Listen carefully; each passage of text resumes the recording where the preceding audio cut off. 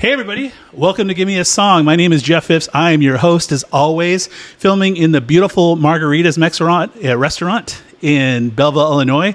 And I ask my friends to come on and give me a song. Today my friend is... Ronaldo Mercado. Thank you, Ronaldo, for coming on. Thanks for having me, Jeff. Yeah, you're welcome. Yeah. I have to do a sponsor read. It's the only way we can keep the lights on this podcast. So this is literally the first time I've seen this. This is what keeps the lights on? This is it. Not an electrical current and a switch? No, it's actual money. We just feed directly into the machine. Okay. And now, a word from today's sponsors. Hey, you listening now. Does your cat have enough to do? Are they sitting around the house eating food, listening to ska all day? Would you like to change that? At the Cattery, we put cats to work. Bring your cat and we'll put them through the rigors of an 8-hour workday. They will file paperwork. They'll call debtors in an attempt to collect money owed. Also, we have started Kuber, a cat-driven Uber. So bring those lazy, good-for-nothing cats in today, and we'll put them on the millstone. Let your cat earn their treats by working at the Cattery today. And there's some fine print here. We will not pay your cat. Lunch must be provided to the cat. Cats work at the Cattery are not employees of the Cattery, but of Amazon. All rights reserved. These guys pay you? No. Oh, they paid me. Yeah, to talk about it. But apparently they're not paying the cats. Apparently, no. Which is just terrible. Why would you? What are they going to do with the money? I don't know. Like They're some people spend it on catnip.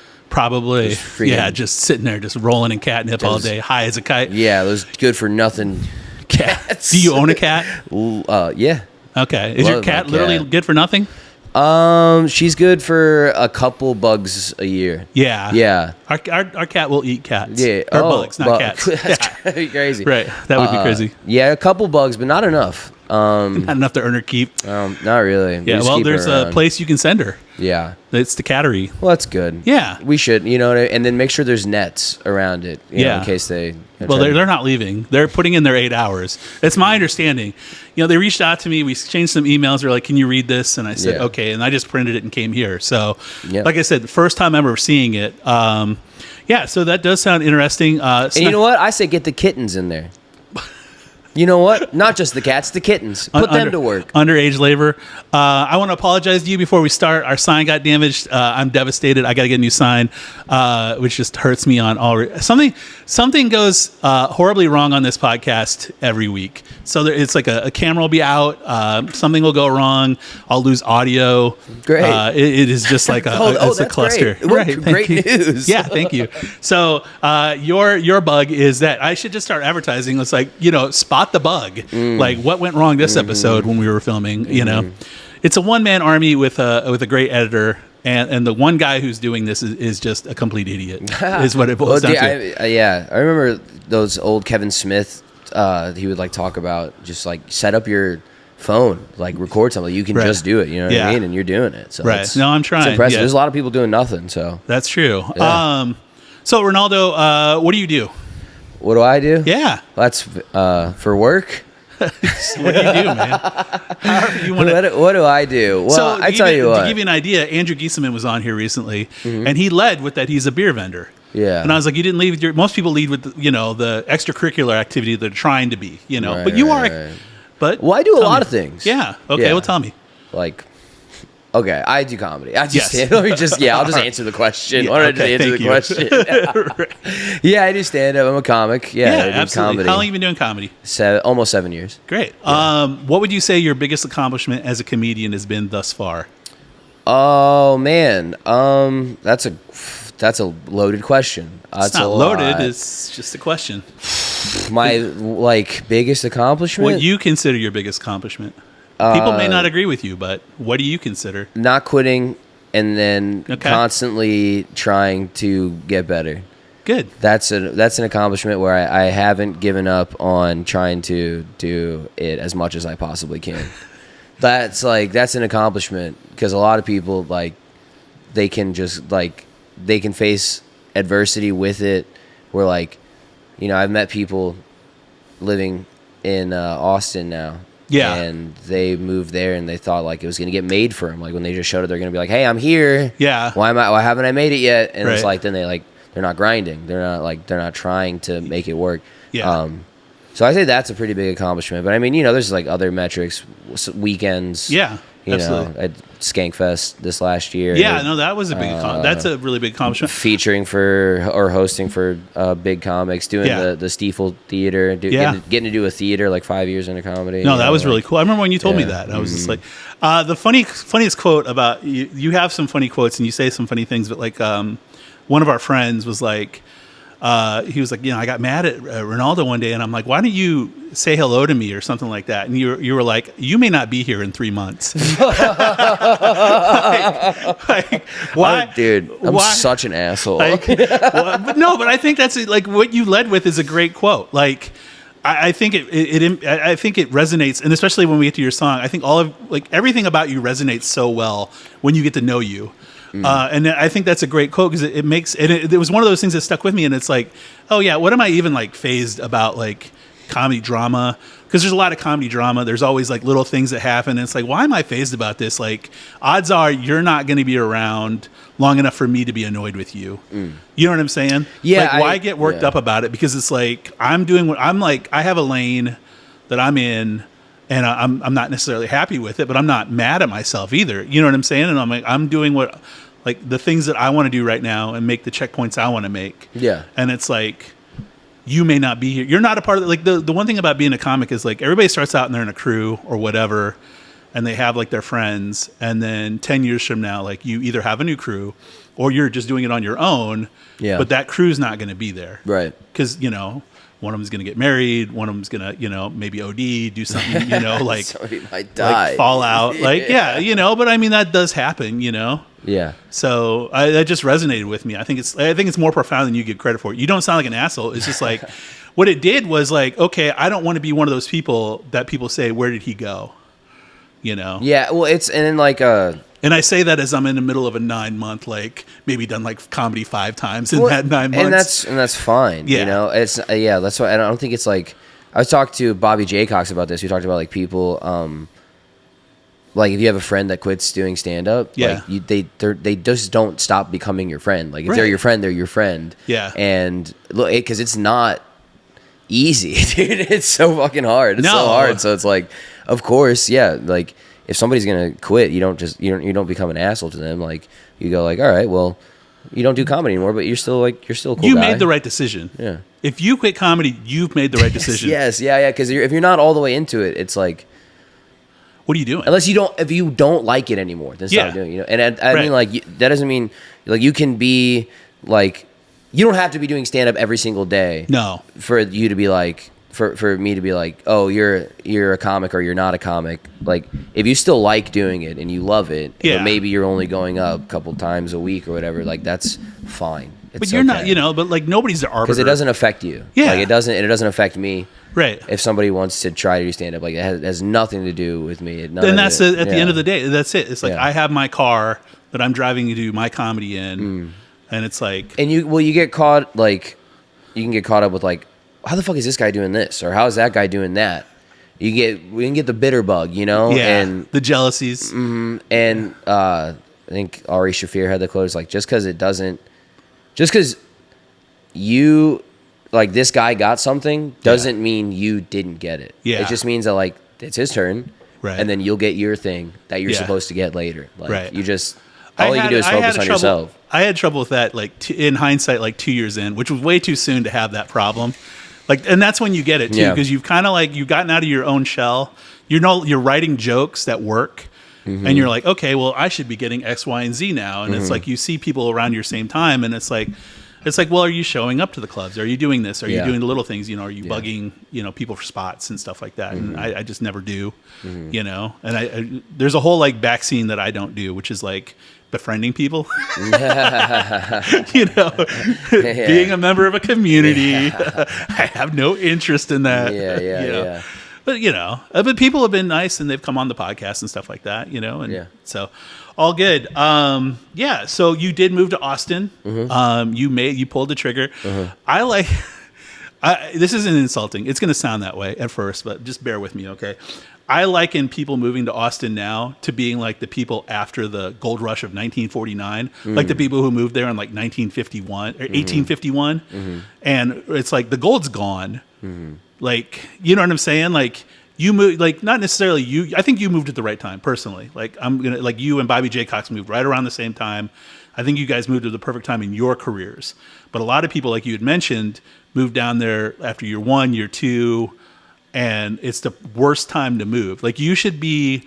Unless you're really talented. Yeah, well, yeah. Like, I've seen a couple people that are, like, very new. Yeah. And they do well. Yeah. You know? But the odds of it happening are slim and none. Yeah, for sure. Like, you shouldn't move down there. You should, like, master your area. You should be hosting. You should be featuring, occasionally headlining somewhere in there. Like, and people should know you. You should be on the road. You should be in a few festivals. Now it's time to go down there because I know I'm going to get a lot of work. Yeah. And you should know, and you should have contacts when you get there. You shouldn't be going there blindly. Well, yeah, I didn't know pretty much didn't know anybody when I moved down there. Like, you knew some people. Not really. No. Yeah, well, Bobby. I mean, you know. Yeah, but he's like on the road. Yeah, so that's it was like, true. so he wasn't even around. You know. But as far as like locals in Austin, I only knew like just a couple people. Yeah. So it became a starting over. Yeah. A complete starting over. And I really thought I was like, when I was leaving here, I was like, all right, it'll be ready to start over. And I was like, I can do that. I can do it all over again. Why not? I already did it once. Like, I did it here. And then you faced with the reality of it and you go, God, this sucks. You go, starting over sucks, dude. I was like, I can't believe that I went through this when I was like a younger. But you haven't quit either. I'm doing it again. No, because if it works, it'll work. Yeah, you know? No, absolutely. And so, like, if you're a solid comic, you know what you're doing. You know how to play the game. Yeah. It's a right decision at the right time. But yeah, you do start over. And as far as the scene goes, like, I think, that Joe Rogan's club, obviously, right? You know, and then all the other clubs, they all started open, and like they've only been open for a few years. Yeah. And as far as it becoming like a big mega city,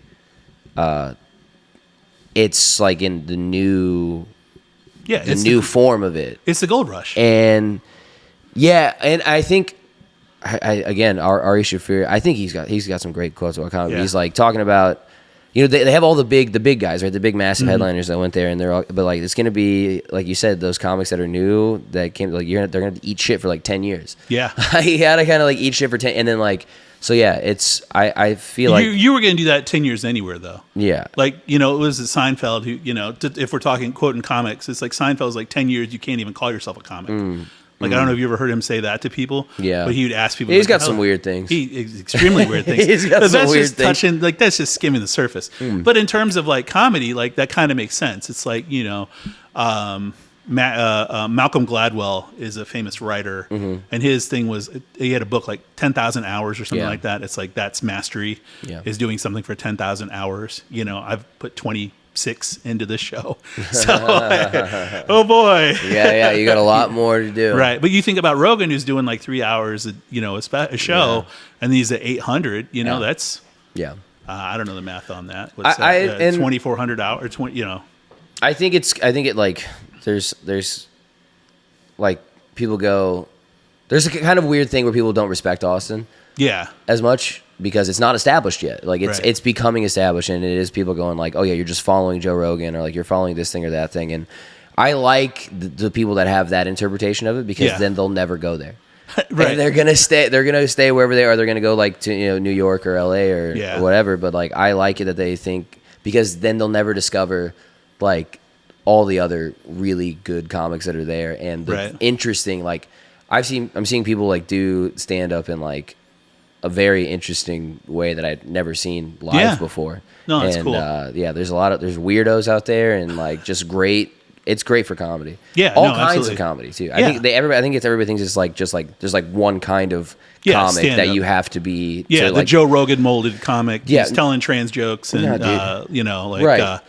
talking about how much he loves Trump on stage. That comic. And it's just ignorance. Yeah. Like, there's all kind. Yeah, dude, great. There's great stand-ups there, but I love it. Yeah, Austin's great. All right, talking about philosophy, I asked people to come on and give me a song. Yeah. All right, that's the whole point of the show. Yeah. Before we talk about your song, which you gave me, I always ask them if they want to know the backstory of the show.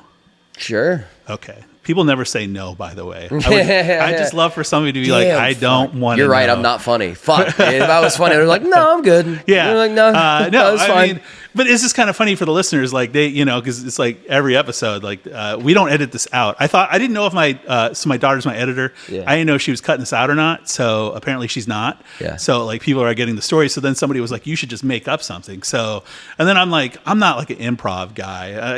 I write and I think of things, but I'm not like, I can be somewhat clever. I don't put any thought into this. So I'm not going to give you a fake story.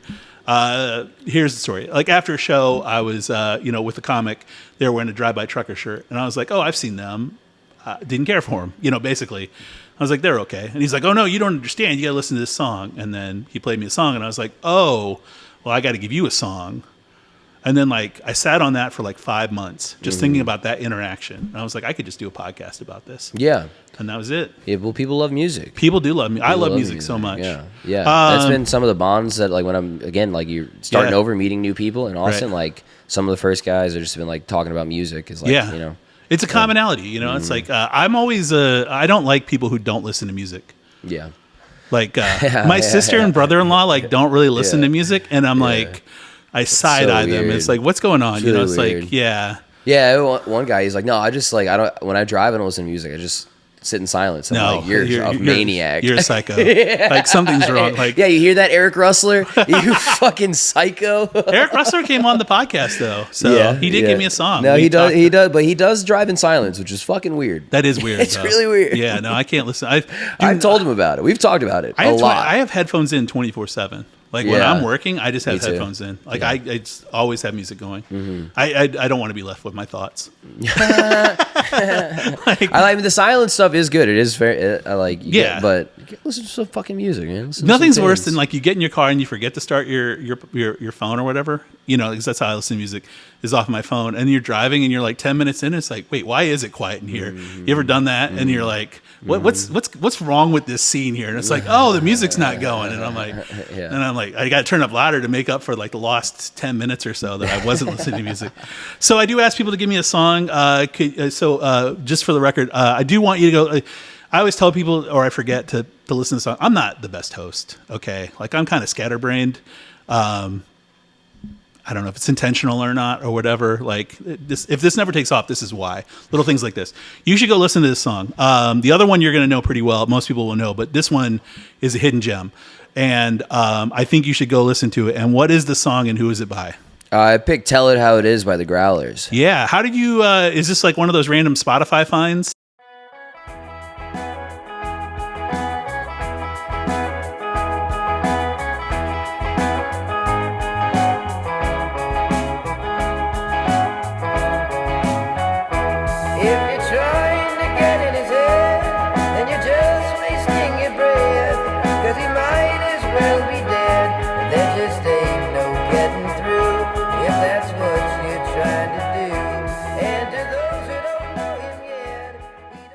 No. You actually listened to the Growlers beforehand. Mm-hmm. Oh, okay. Good. Yeah. How'd you find the Growlers? I hung out with a lot of burnouts in high school, and we were always looking for new music. And one of my friends, one of my really, really, really good, super close friends. Yeah. One of my best friends. Uh-huh. I would consider him one of my best friends. Okay. Always music. He always had another thing. He's like, dude, you gotta check this out. You gotta check this out. He was the guy that showed me the Grateful Dead and turned me into full on Dead guy. Did he introduce you to Zappa while he was at it? Yes. Okay. Yeah. He was he's in. But so one of the episodes I had we talked about Frank Zappa, right? Uh-huh. And I was like, everybody who listens to Frank Zappa tries to force it on you at some point. And I'm not it's John Parker. Musician / comic / yeah, he's got a Zappa tattoo. He's a huge, yeah. And so we were talking about it. He's like, oh no, I'd never do that to you. And because I was like, my fiance's dad is a huge Zappa fan too. Oh, nice. And he has never tried to put being, my fiance's dad never tried to get me to listen to Zappa. Okay. We both know he listens to Zappa. I know he listens to Zappa. End of conversation. I don't want to listen to Zappa. If I wanted to listen to Zappa, I'd be listening to Zappa. I don't. I've made the decision. But it was funny. He's like, oh, yeah, man. He's like, we talked about the song, and I told him what I liked about it and stuff like that. And I was like, I'm just grateful that my fiance's dad never tried to do this to me. 2 days later. If you like this, it's like, here's the next gateway drug. Well, that was the Jerry Garcia quote that was about the Grateful Dead, but it totally it applies to Zappa too. He's like, the Grateful Dead's like licorice. It's not for everybody, right. but the people that like it really like it. No, absolutely. Yeah. I think it's the weight of the entirety of Zappa's collection. Like, I'm not going to dig him and Willie Nelson are the most prolific American artists absolutely of all time. Yeah. And I'm like, I'm not going to dig through all of this. Yeah. I'm just not going to. Like, I think there's like an actual vault, like a literal. Yeah, no, well, Prince as well, like, and Bob Dylan, like, people just never stopped. Yeah. Dr. Dre apparently has like a similar vault. He canceled Detox. It was supposed to be like Chronic 1, Chronic 2001, Detox, haha. And then he scrapped like all of it. Like a couple songs leaked, and he's just like, I'm never putting this out. Like there, and then there's like 100. He brings in like rappers. He used to. I don't know if he still does. He probably still does. Brings in rappers, records with them, sees if it works out, and then shelves it. Whoa. Like he shelved like so many people's records, and then like eventually they get the rights to him. They put him out. It just doesn't have the same impact. But like he's another one. It's just like, yeah, come on to Compton or wherever. I'm sure he doesn't live in Compton anymore, but it's like, come on out. Let's record some music, and it's going in the vault. Dude, Zappa was the first guy that signed Alice Cooper. Yeah. In his underwear. Right. They woke him up out of bed and they're like, check out this guy in the studio. And he walked in his underwear. He's like, sign him. Yeah. Yeah, it's crazy. No, Frank Zappa's awesome. He's just not my cup of tea. Right. But the Growlers, this song is. And so it was instantly a different, like, I've heard other Growler songs. I'm a big fan of Night Ride. So I knew who they were. And I was like, oh, man, like, okay. I never went down the rabbit hole of listening to Growler songs. And I guess I will after. I know I will after this. Because I need, like, one more song. So Night Ride was cool. I don't know if you know what I'm talking about. The song Night Ride. It's like, nothing changed. Which album was that from? I don't know. I don't know. Like, it's just on there. It's like their second most listened to song on Spotify. Gotcha. It's like nightclubs and bathrooms, banging in the nothing, that thing. Where he's talking about like just people being degenerates. I can relate. Yeah. And so, they have other like their older stuff. Their older stuff is really what I got into. Yeah. That first one, their first album. But this is like I'm going to ask, and if I'm wrong, then this is going to derail the whole podcast. Like this is your mission statement, right?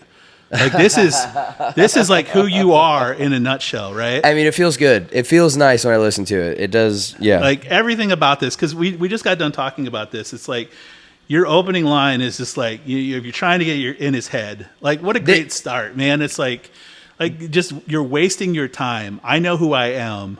Well, you know why? You know why I listen to this? Because I don't think like that. And this. It puts you in that mindset. It puts me in that mindset because if you want to get in my head, no problem. You'll get in there easily, dude. I'll give you an example of you.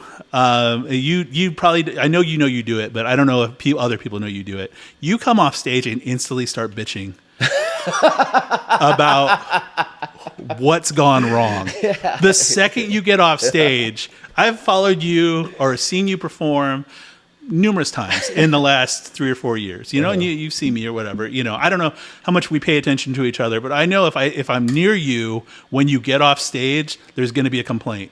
And it's not to me. It's just like, that's what you say. Like one time you came out and we were both in the green room at Helium and you came right in. You're like, that just sucked. It just sucked. Yeah. And you just kept walking off. You weren't talking to me. You were just like, suck. And I'm like, no, it went like everybody loved it. Yeah. Everybody was laughing. And you were just like, no, this sucked. That was bad. Yeah. But it's just kind of funny that like this is, maybe this is the person you want to be. Yeah, a little bit. Yeah. No, I do, because like I said, because that's what, so yeah, it says if you're trying to get in your head, then you're just wasting your breath. Like, yeah. Like, no, dude, you'll haunt me. Like everything haunts me. Everything, like I very much second guess myself all the time, and I'm never quite sure about anything ever. So whenever there's like a song like this that is pointed in some sort of confidence in yourself, like it puts it in me a little bit, because I do believe in what I'm doing, and that there's something here.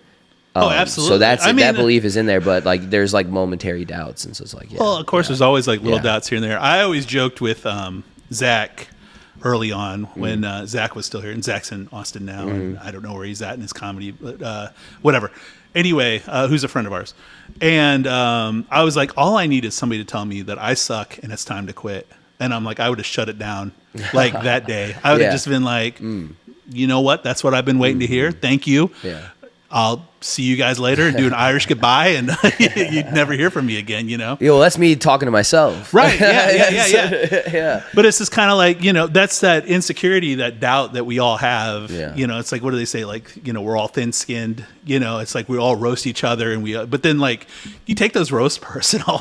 Like, you get off stage and you're like, maybe I am like that, like dude, cursing yourself and stuff like that. But yeah, no, I just, and it's like, for those who don't know him yet, he doesn't care if you ever do, and it's like, it's a great mindset to have, and he had to leave, because people were mean and they said you were doing silly things. It's like, my mom gave me, before she passed, one Christmas, it's a little angel and it's got the word dream, and she's holding the word dream, and she gave it to me.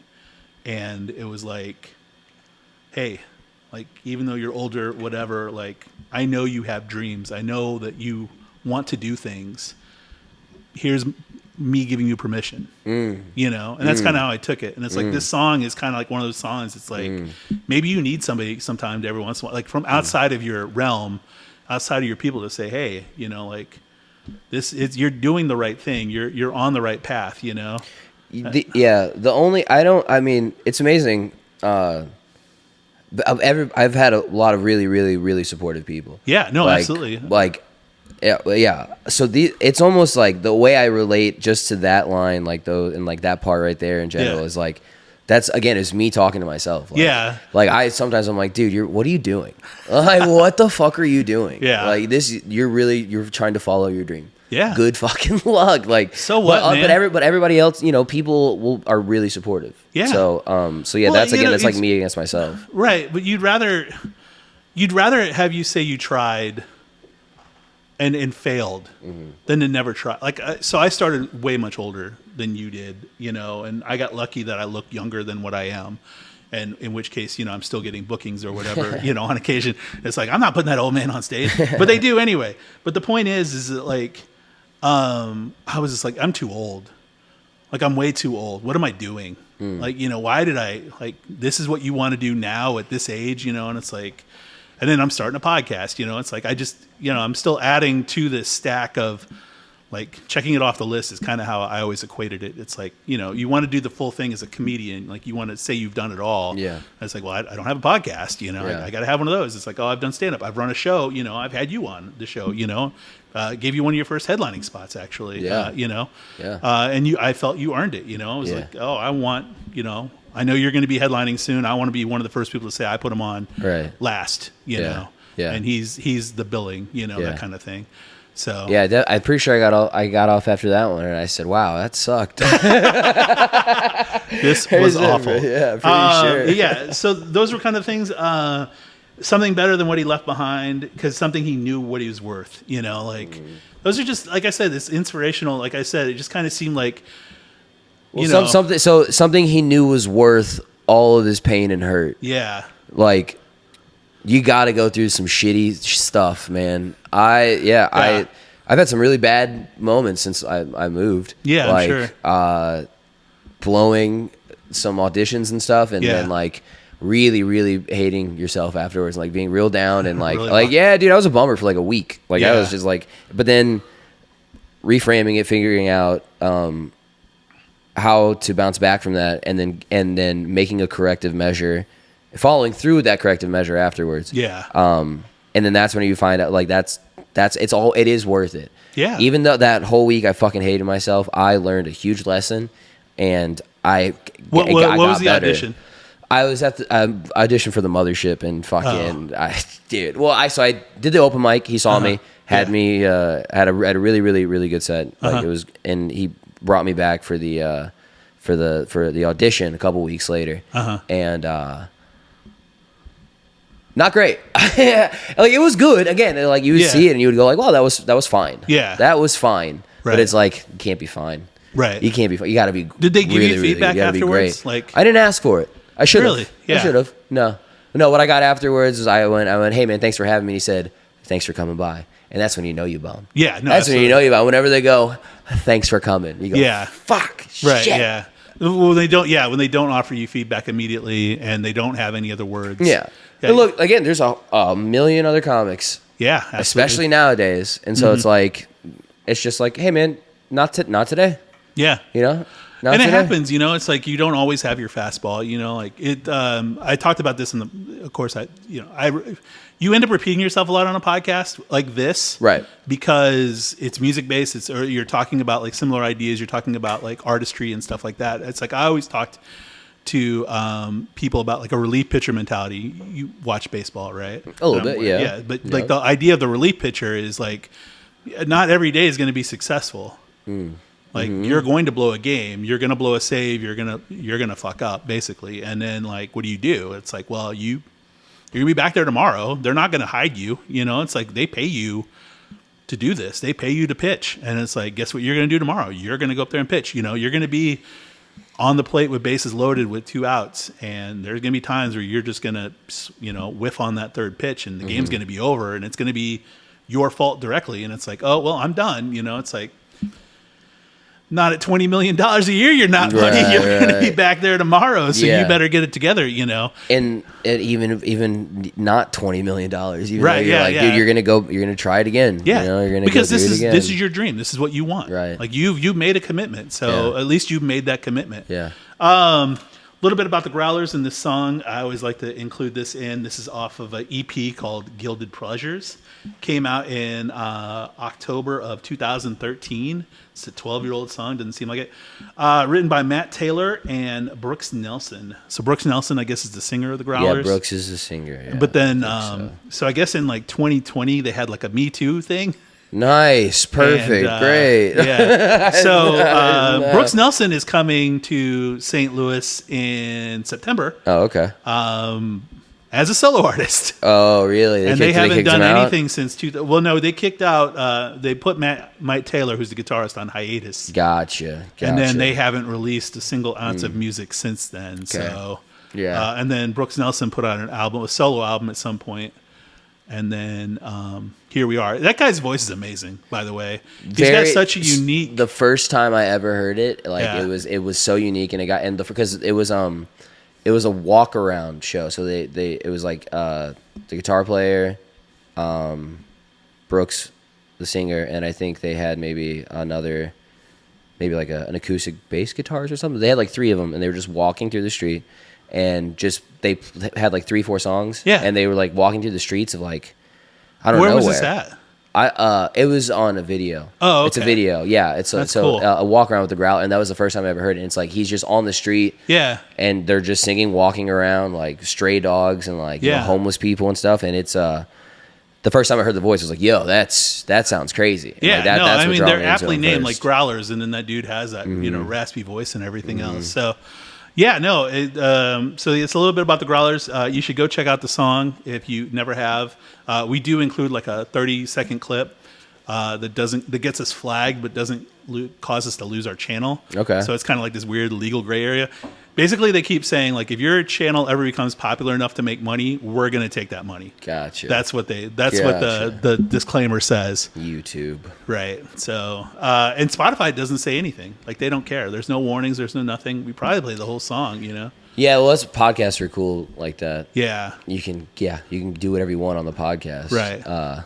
Yeah, it's it's Wild Wild West on the podcast, but not on YouTube. YouTube is like legit. Mm-hmm.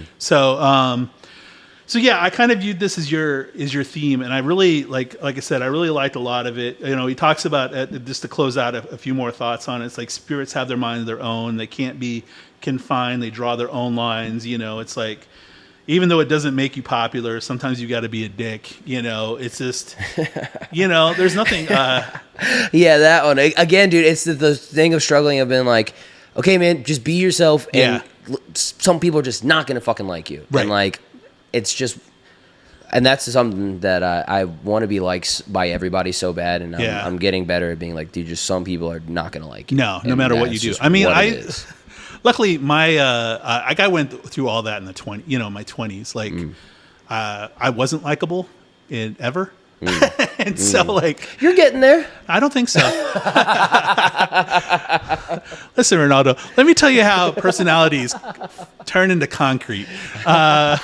Basically, no, but all kidding aside, No, it's I'm like, digging my heels in. right, exactly. Like doubling down is a corrective action. It's not a good one, but no, but all kidding aside, it's like, I grew up in a town with a military base, farming, and I look like this. And you grew up in Granite City, so like for Steel people town. outside of St. Louis, yeah, steel mill. But like certain people who we look very similar. We could be cousins, kind of thing. It's like we're always on the outside looking in. Like I've always had that vibe personally, because it's like I'm not Mexican, I'm Native American. There's no Native Americans here, and I'm not white. Even though my dad's white, and it's like white people don't look at me as white. And you have this, exactly what I'm talking about. Well, yeah, it's because it's a weird thing. Like, because I'm Mexican, my dad is, he's from Mexico, and but him not being there, then I was pretty much, fitting in with like suburban kids, right? Exactly.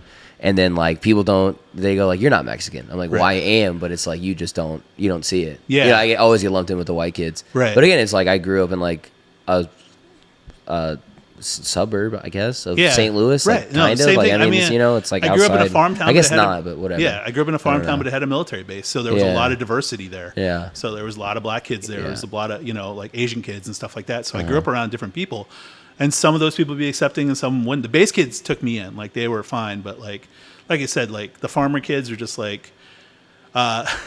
One of the girls I went to high school with ran into me like 10 years ago or something. And she's like, oh my God, it's you. She couldn't remember my name. And we were at a bar, so she was drunk. And she's like, what year did you graduate? Like 94, 95, something like that, right? And I was like, Alicia, I was in your third grade class. And then she was just like, good to see you. Thanks for coming by. That's crazy. Yeah. And I was just like, fuck you too. So like I said, I viewed this kind of as like, it makes, knowing you, it does make sense that like, this is who you want to be. But I think you're more like this than you realize, honestly. And you should give yourself some credit, because it's like, if you didn't have some of these attitudes, you would have quit. I guess so, yeah. You know what I'm saying? Like Yeah. because if you let people get to you and you let people say like, you shouldn't be doing this, eventually you'll cash out, because you'll think that they're right. Right. And you haven't. Yeah. And like you said, you're on year 7, so you're definitely, and you're doing things that people in your position at your time are doing. You know what I'm saying? Like you're getting features, you're getting, open mics, you're getting, those spots. People are reaching out, trying to work with you. If the phone's not calling, then that's a reflection of where you're at. Yeah, I guess you're right. Yeah. Like my phone doesn't ring, and I know why. So I had to think to myself, I'm like, okay, if I'm going to give somebody a song that's like a personal theme song, if I'm going to give somebody like a mission statement, what song would be my mission statement? And it took me a long time to I went through like 4 or 5 songs. I'm not going to tell you the other songs, because maybe I'll use them again on somebody else. But the first thought was the moving away thing. And I was like, okay, I could give a song about moving. But then I took the song more serious. And I was like, oh no, this is more like, here's who I want to be. Like I said, like the conclusion I finally came to. And I was like, what song represents me? And so I gave you a song, and what was that song? Karma Police by Radiohead. Yes, thank you. Good thing you didn't blow it there. I was for a half second. I was like, oh no. I kept wanting to call them the Killers. I kept saying the Killers. I don't know. Yeah.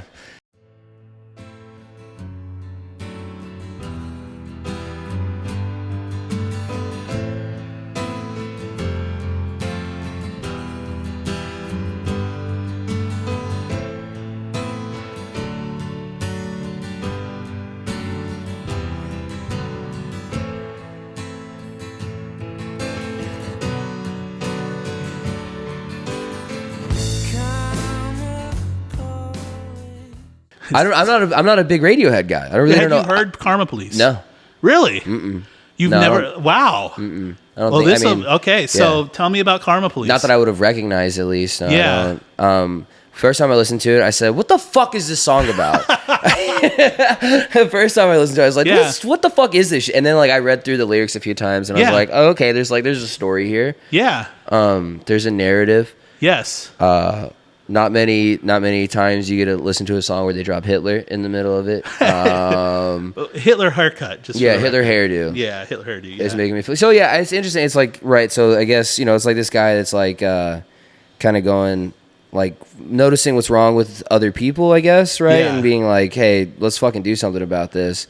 And then be like, I guess doing that consistently enough to where it's like, isn't that enough? And then it's not. It's like not like it's. I don't know. Yeah. It changed. Like, and then yes, exactly. It changes right, halfway through. and you have that moment where you go like, whoa, what was I? Why was I like? Was I being a dick, guys? Yes. Was I being an asshole? I'm Yes. sorry. Yes. Yeah. Like, I guess is like that. I think you nailed it. Okay. Yeah, that's cool. Like, honestly, usually I don't go out of my way to choose songs that are like obscure. I usually try and keep like something like relatively close. But it's funny that like you had never heard this song was huge when it came out. Oh yeah, all right. Yeah, no, it was big. But it's fine. But because it's like so, I'm fascinated by people. So I always wanted to be this person. I guess for a little while, maybe a couple points in my life, I was this person. Like, I just can't stand what you're doing. I'm going to make sure you know what you're doing wrong. Like, just, like we said, we were talking about being a dick or whatever. Like, I do have some, like, traits where it's like, not necessarily a nice person all the time. It's like, it's I've tried to grow out of it the best I can, but sometimes it's just like, somebody needs to say something, and I'll just go ahead and be that. I'll bite the bullet. And it's more like I enjoy biting the bullet. Like I make it seem like it's such a disservice to me to have to do this, but like I'll go ahead and tell you what I think. It's fine. Wow. Like, Wow. I'll let you have it. Like, oh, you've got a Hitler haircut, and it's making me ill. And he talks in mass. What a great line. I don't get that. What does that mean? So in England, it's not math class, it's maths because Okay. like so he's the talking in difference- class? No, it's more like he's talking about shit that doesn't matter. He's talking he's talking like he's up here. He's not talking about like normal common things. He's talking in mass. Like, Yeah, and it it's makes like- you uncomfortable. It's and you're like riddles and stuff like that. And it's like, dude, can you just talk like a normal person? But they call it maths there because technically it's like algebra is different than geometry, and geometry is different than calculus. Different like maths. they're different maths. So, they're grammatically correct. We just said it's all math. And of course, we all hate it. So, except for me, who's got a degree in it. Yeah. But yeah, he buzzes like a fridge, and he's like he just, and then again, he's like, she's got a Hitler hairdo. We need to arrest her. Like, that's the karma police. Like, and then like you said, halfway through, so he's got these problems with these two people, and he's like, this is what you get when you mess with us. Like, we're going to get you. It's so crazy to think about out loud. It's like, it's just, man, I can't stand. Right, and so, but the messing with you is just like them being themselves. Yeah. Right? Yeah, they're And- not doing anything necessarily wrong. It's just annoying him. And it's like, oh, well, this is what you get. Yeah. Like the karma police need to come and like rectify the situation. Right. But it's so, and I guess that's like another part of the karma thing where, yeah. like, if you keep trying to like change people or like, Yes. or you think everything is, if you think you have it all figured out, like that it comes back around. Yeah, and then on that's you, what the you know? last part. And then, like you said, there's a whole song change, and then it's like he's apologizing to the karma police, and he's like, for a minute there, I lost myself. He's like, Yeah. I lost myself. Like, look, I'm sorry. Right. Like, I fucked up. Yeah. And the karma police are coming for me now because I just keep messing with people. Yeah. And it's kind of like, it's not necessarily my philosophy per se, but like there's a part of me who's just like kind of wishes I could solve some of these annoyances. I'm annoyed with people. Like, does that make sense? Like, Yeah. people annoy me. It's just the Yeah. easiest way to put it. Yeah, I don't know. Everything just relates to comedy, but like whenever, Of course it does. like people, like you see a guy going like, this guy's not fucking funny. Like, Yes. why the fuck is this guy Why is he doing up here? this? Why is he doing it? Like, Right. how is he getting everything? Why is he? And then Yeah. when you put that, it comes back at you. Yeah, absolutely. And I try. Everybody, you gotta, you're not, if you're not human, if you're not like going like, what the fuck, or like if you're not like talking a little bit of shit. Everybody talks a little bit of shit. Yeah. Everybody talks a little bit of shit, Right. and that's okay. But if it becomes like your whole thing, Yes. you get in. What is the right word? Engulfed in it. Yeah. Like you're No, like, that's a good word. You're in it all the time. You lose yourself, and you're not even thinking Right. about what's going to happen with you. And Yeah. you're just so worried about everybody else. And then you're putting misery out there and it just comes back at you. Well, not only that, it's like you lose your standing. You know, like people like, why would I bring you out to the show? You're just going to drive me bonkers. Yeah. Or I just want you to shut up. Yeah. You know, like it all plays back on each other, and it all plays back directly to like this idea that like, you know, you're gonna get, you know, this is what you get for messing with us. But then it's like, oops, I'm sorry. Yeah. You know, and sometimes it's too late. You know, Yeah. and you can't make amends, and you've like, you know, your name is mud or whatever. But yeah, and then I have this whole thing. I've been working. You ever work through a joke and you just never know when you're gonna get it right? Oh yeah. And so like I've had this like overarching theme of just hypocrisy. Right, and so many people covered hypocrisy. It's not like I'm like doing mind breaking ground, but you have like people who are like believe in karma, right? Like genuinely believe in karma. It's like, oh yeah, karma will catch up to you eventually. You know, you're doing these things, and you know, like they're always like bitter and angry, and then they'll be atheists. Oh yeah. And right. it's like, it's like, well, I don't believe in a higher power, but you believe in karma, right? And you like legitimately believe in karma, that like there's some like cosmic force that's gonna balance things out. Yeah. What is that? Is that Hindu? What's karma? Hindu believes, yeah, or like Buddhism. Well, no, Buddhism's more like get rid of things, and Confucius is more like, yeah, Buddhism's more like you know. Yeah, but karma comes from like a religion, right? Yeah, Doesn't it's it? it's like Hindu, some Indian religion. Yeah. But yeah, probably Hinduism. Yeah, it's just like cherry picking things, you right? know? Yeah, exactly. Those are people who just don't. You'll Are come back scared and- and they don't, you know what I mean? They just they won't. They're too afraid to just go like, I don't know. Yeah, You know what I mean? But like, it's but the idea of karma itself, like that we understand it as now, Yeah. it's like you do these things that I don't approve of, and some cosmic force needs to balance that out. And 99% of the time, it never balances out. no. Those people don't get like the comic, they go, yeah, dude. They're like, oh, well, I was talking to a comic again. It always goes back to I was talking to a comic. Of They're course, like it's talking what you- about yeah. talking about this, and it's like a headliner that's like, oh yeah, you know, they're doing good now, but just wait a couple years, they're gonna burn out, and then like it'll be hard. It's like, no, dude, that doesn't happen. That's not how it happens. It doesn't just because you think, again, I guess this goes back to the karma police thing. Just because you think somebody deserves karma, doesn't mean they're gonna get it. right? If you, I feel like, I don't know. I guess maybe, I don't know. Yeah, I don't know. If you think somebody, you don't get to control it. No, You don't get to control it. You're not right. So Yeah. you don't get to be like, well, you're gonna get what's coming, and it's right. like, Never. I don't know. Maybe Not what's necessarily. Yeah, you're gonna get what's coming to you. Yeah, maybe what's coming to you is more success. Like, or you know what I mean? Maybe whatever's. Yeah, you're gonna get what's coming to you, Yeah. and it's gonna be a fucking $1 million in a house or whatever. You Well, know, like you know, to use like a bigger name as an example, it's like Louis C.K. You know, famously did what he did, and I'm not going to go into the weeds about what he did or didn't do. Like he made some mistakes, right? And he never really owned them. And it never really, and it, you know, like when people talk about cancel culture, they always bring him up because it's like he never got canceled. Like you are correct, he didn't. So like whatever karmic justice was coming his way never came, because he's still on tour, he's still selling out shows. You know, maybe he's not doing the clubs that you think he should be doing, but like he was in Peoria last weekend and you know sold out 4 shows. He was in Springfield, Illinois, you know, sold out 4 shows. You know, like he's still got an audience. He's still selling like things. He's still doing okay, and it's like. yeah, and if you're He's constantly, not going to get he's not going to get he's not getting an FX show ever again. Like, Right. yeah, I mean, Yeah. there are some like steps down, but like in terms of like, he's still got a livelihood. yeah, You know, there's people who go like, he didn't get it, like he didn't get it, Right. but you never, I don't know, it comes in different forms too. You know, Right. You never know like what kind of karma somebody's gonna get, like Yeah. what brand of karma it's right? gonna Yeah, be, like you he may know? never have like a good personal life or something. Sure. You know, like Yeah. his kids Yeah. may hate him. I Sure, don't know. sure. Yeah, But yeah. there's certainly like other ways of punishment, just because you don't openly see it. But I just don't believe in general. I don't believe in karma as like an idea itself. But I always fascinated by people who do. Because usually, like, they're the biggest hypocrites on the planet. It's like they want karma because they know that, like, they deserve it, you know. And then it's like, okay, well, at least somebody else got it too. Now everything's okay. It's like, yeah, I got what's coming to me, but you got what's coming to you too. So I'm okay with that. Yeah. You know, that kind of thing. Yeah, I guess I've never been like, oh, I hope karma gets you. I guess I've never, I guess. Instant karma is going to get you. I mean, that's what Lennon said. You know? yeah. Instant karma got him. All I remember is instant. Is that too soon for a Lennon joke? I don't. All I remember is instant karma videos. Yeah. Those are fun. Yeah. Those are good. You know. But you know the song "Instant Karma" though, right? Like I I'm not. don't think so. Okay, so John Lennon had a song called "Instant Karma," or maybe maybe that's. I think that's the name of the song. If I'm wrong, please correct me. Please message the show. Show some kind of interaction with the show. Hey, that'd be cool. That'd be different. Let's try something else. But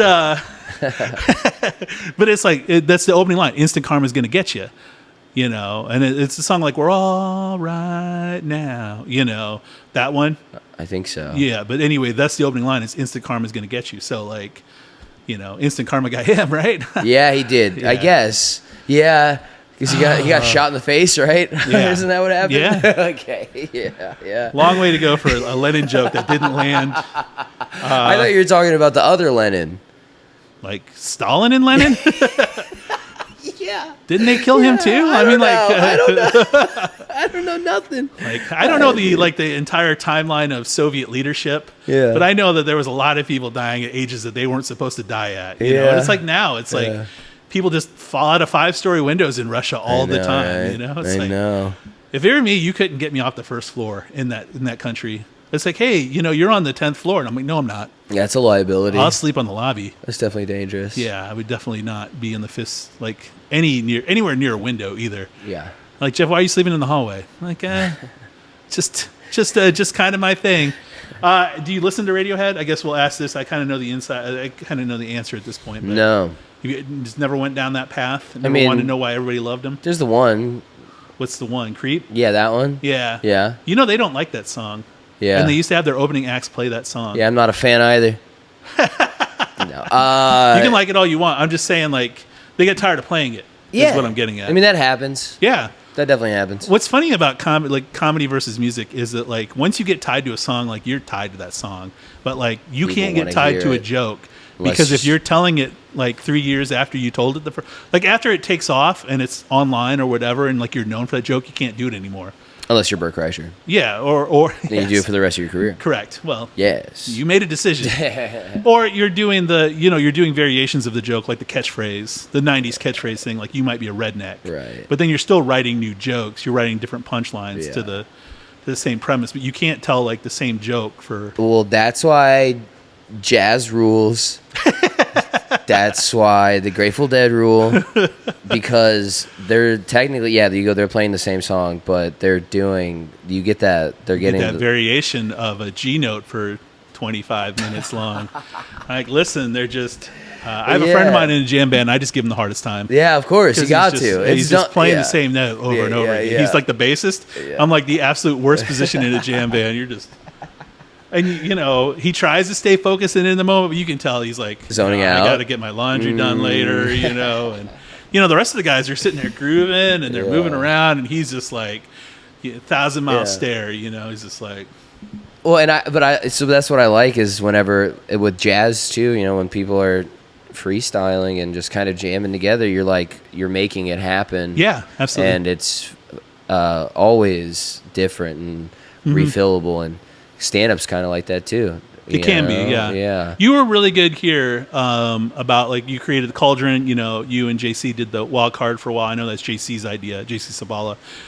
But, you know, you were co-lead on it for a while. But the Cauldron thing, you know, like, that was a great exercise. And they're doing it now at Helium on the open mic. Like, I've been seeing pictures. Yeah, it's crazy. So they're doing that. But it's such a great idea of, like, okay, what can you come up with on the fly?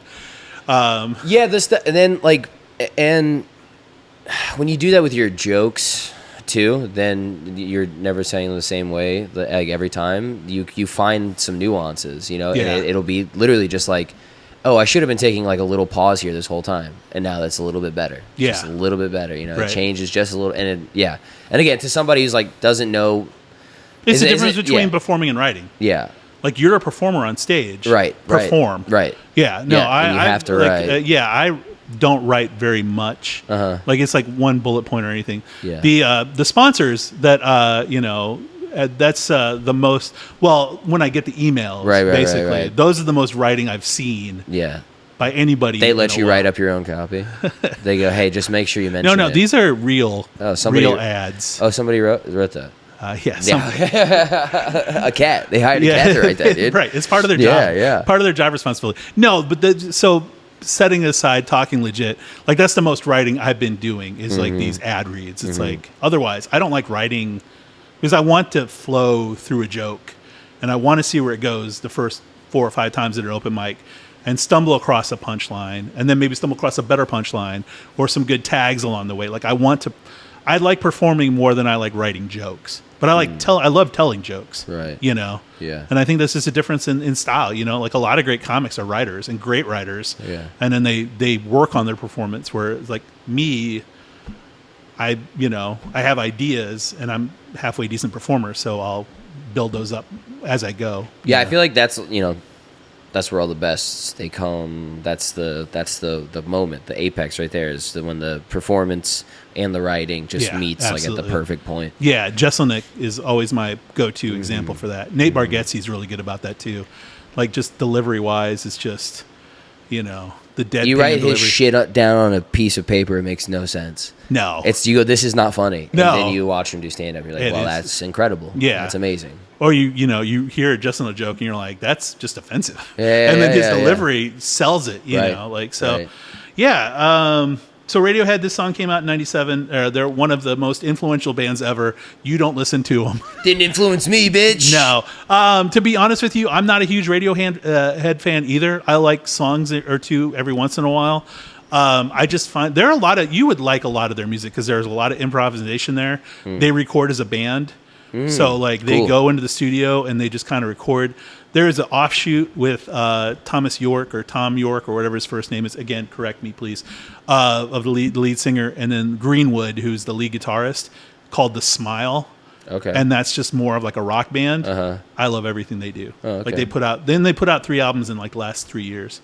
So like Radiohead, it's like it's an enterprise. Yeah. And it's like, headlining acts. So like they have to they take years off and they go do other things, and then time to go back in the studio, and that's going to take 2 years. And then here comes the giant rollout and 2-year tour, that kind of thing. But I think you would, if you ever started listening to Radiohead, I think a lot of it you would like, because In Rainbows is a great album. That's where you should start. Yeah, there's a lot, like, not comparing the two, but just like thinking of like big bands that are iconic like that. Like I've tried. I've given. I haven't given Radiohead the chance. Yeah. Like I gave like 9 Inch Nails like 6 chances, and I go, I do not like it. Yeah. I do not like this. But then I saw him live. And you got it. Oh, he was great live. Yeah. Fucking amazing. Yeah. But yeah, I'm not. It's industrial. It's like, I'm not okay, gonna I listen to get that it. shit. I do like. I'm not the biggest 9 Inch Nails fan either. Yeah. There's like songs. Basically, it's like those songs I like. Like I like March of the Pigs because I think it's just chaos. I like Perfect Drug. There's like a handful of songs here and there, but I like to sit down and like listen to like just 9 Inch Nails. Like I'm good. Like speaking of 9 Inch Nails, get me a pair. That kind of thing. Can I just turn off all the lights and and block the windows and then listen to 9 Inch Nails for an hour? Yeah. Hey, Radiohead. Yeah, good luck when you go down the Radiohead hole. Let us know how it turns out, and you'll be like, I didn't like them. Thank you so much for coming on, man. Yeah, man. Thanks for having me. This was fun. Good. This was a cool show. We have show stickers. So I'm going to give you a couple to take back to Austin and have for your own. I will take them. Hold on, let me show the show stickers. So the easiest way to get a hold of a show sticker is just to find me in person or message me or say, hey, I'd like a sticker. I will spend the money on a stamp to send you stickers. They got the show QR code. They say the closing phrase, which I'm going to say here in a minute. But thank you so much for coming on. So there's me pushing the stickers. Dude, these will go great in a dive bar urinal. Yeah, absolutely. I'm going to put it right on the edge. Right. These are good, I'd dude. appreciate it. Yeah, thanks. Yeah. I designed that myself. Cool. Well, I didn't design my logo. The logo my daughter designed, but I had to make the sticker myself. Nice. So what I want you to do is look into the camera here. I want you to push whatever socials you have. I wouldn't push events because there's like a 2-week window right now. Okay. So probably wouldn't be a good idea. But tell people how to find you online. Check me out on Instagram at Ronaldo Sucks. Just keep with the whole theme, man. That's it. Yeah. Check me out Instagram. What was it before? Because it wasn't you lost your Instagram account. Yeah. They nuked it. That sucks. I didn't even do anything. I literally didn't do anything wrong. What was the handle on that one, though? That was another good one, too, wasn't it? I don't think was it just Ronaldo Mercado? It might have been Rick Steele at that time. I don't think it was No, it wasn't Rick Steele. No, it wasn't. It was the one after that. Ronaldo Laughs, maybe. Maybe. I don't know. But It wasn't Ronaldo good. Sucks is funny though. Ronaldo Sucks that's me. It's with an X, right? No. No, CKS. Yeah, 2 S's at the end. Okay, but yeah, perfect. Ronaldo Sucks. You'll Yeah. find me on there, and yeah. Hey, so thank you so much for tuning in. Like and subscribe. I know a lot of people who watch subscribe, so I really appreciate you. But if this is your first time like checking it out and you've made it this far, hey, hit the subscribe button. Hey, tell hit a like button. Like tell people. I'll get to that in a second. But anyway, we're at Gimme A Song. I'm at Jeffrey Phipps, JEFFERY _PHIPPS on Facebook, Instagram. We do have a TikTok for Reels. We haven't put it out in a while, but maybe we will soon. But anyway, yeah, and then the show's at Gimme _A Song, and we have a link tree and all that good stuff. But anyway, thank you so much for checking out, and I close with this every single time. Tell your friends, tell your pets. Thank you, and have a great day. What the fuck is this song about? A cat. They hired a cat to write that, dude. They're getting that variation of a G note for 25 minutes long. Like, listen, they're just... Nice, dude.